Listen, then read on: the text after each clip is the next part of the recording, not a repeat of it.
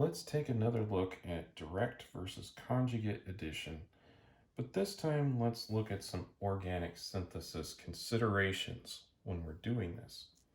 So over here I'm going to look at what happens in a direct addition, and over here I'll look at what happens in the conjugate addition example and how we can use each one of these to our advantage and think about what's actually happening. So in the direct addition, we will use the carbonyl carbon, and this will convert it into an alcohol.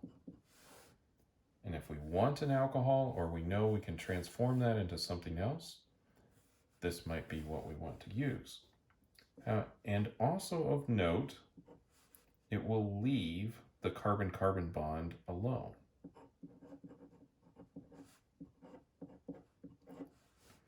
Which we could use in a further reaction. So this is the direct case. In a conjugate addition,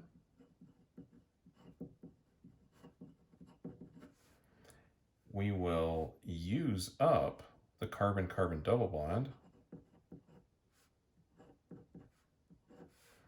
and we'll leave the carbonyl.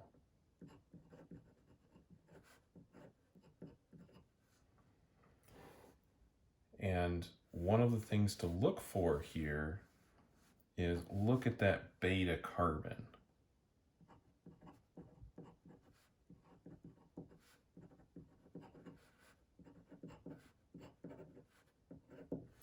So if we have some substitution at the beta carbon of a carbonyl, then we can think, oh, I could make that using conjugate addition. So, all right. So now that we've talked about what these things make and what they leave and what they use, let's go through a little example here. So let's say that I would like to make this molecule here.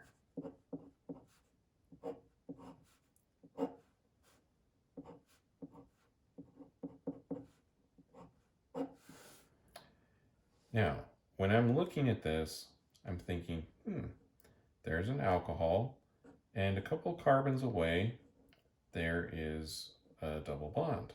Well, in that case, I'm thinking, if I broke this right here, then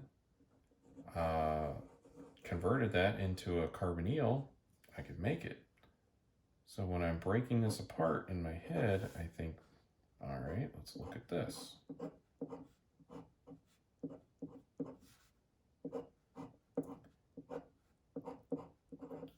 So I've got that, and I'm going to need to use an aldehyde because this is a secondary alcohol. And I can combine that with something that will not do conjugate addition. And in this case, the best choice would be the organolithium reagent. That one prefers to do a direct addition. So if I did this, and of course, acid workup at the end,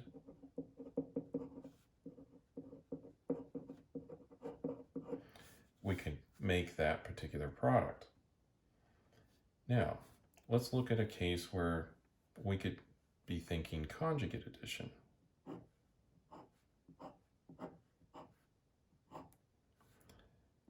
So let's say we wanted to make this.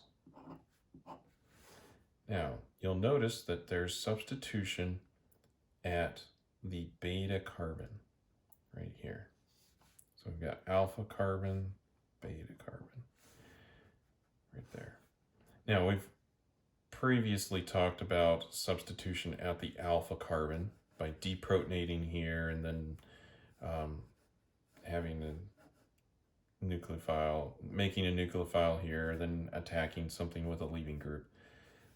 In this case, we can think, we could make that from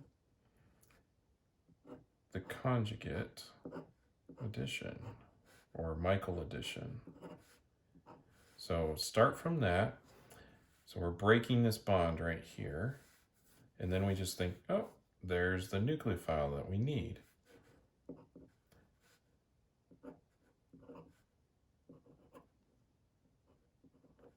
And of course, we'd also need an acid workup in order to actually complete the reaction over to here. But remember that the alkoxide bases, or nucleophiles, are not quite strong enough to prefer the 1,2 addition.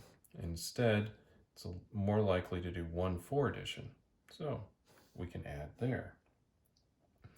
One of the excellent things that Michael addition does, or conjugate addition, is it leaves this carbonyl intact, which we could further do reactions on, such as a direct addition. So we could substitute up here next, especially if we choose our reagents in the correct order. So we would want to do the conjugate addition first, then the direct addition, because that allows the reactivity to exist. Because once this is an alcohol, we won't be able to substitute down here so easily. Let's look at another example of something. So let's try to make this particular molecule.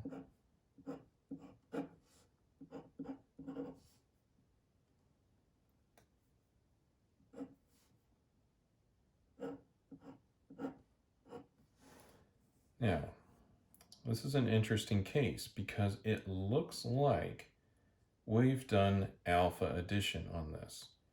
And so let's just see what would happen if we try to do alpha addition.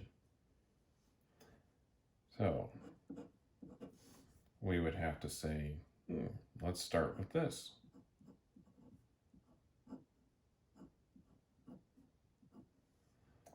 And then we would deprotonate here, maybe use some sodium hydride or something.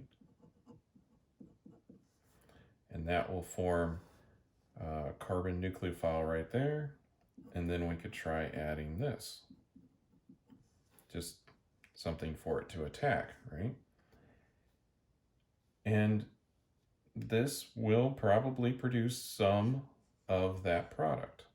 But it won't only produce that product, because this molecule is not symmetrical, and we could get substitution here like we want. We could get substitution there like we don't want. And you'll notice that I stuck this extra little methyl group over here just to make it so that it's not symmetrical.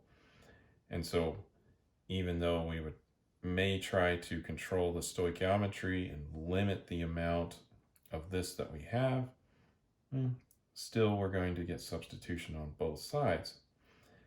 We might even get substitution here and there on some of the molecules. That's something that we'd like to avoid. We only want this product. Now you might be looking at this and saying, but that's the alpha carbon. Well, we just have to draw a different molecule. We have to draw a molecule where the substitution occurs on the beta carbon. And normally you might think, oh, that's down there because that's on the ring. Well, don't limit yourself to just having substitutions happen on a ring. They can happen on straight chains as well. The ring is a distraction in this case. What we could do is make it from, so let's not really say that because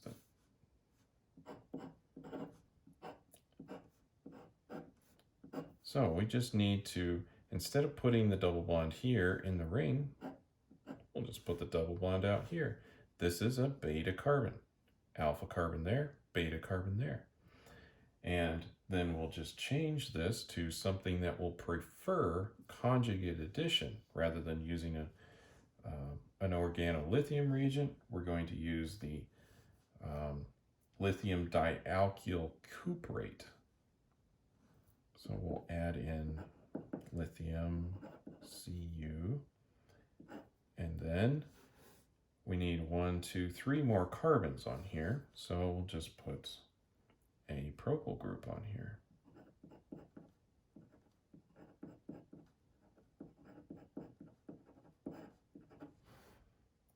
And of course, we'll still need an acid workup.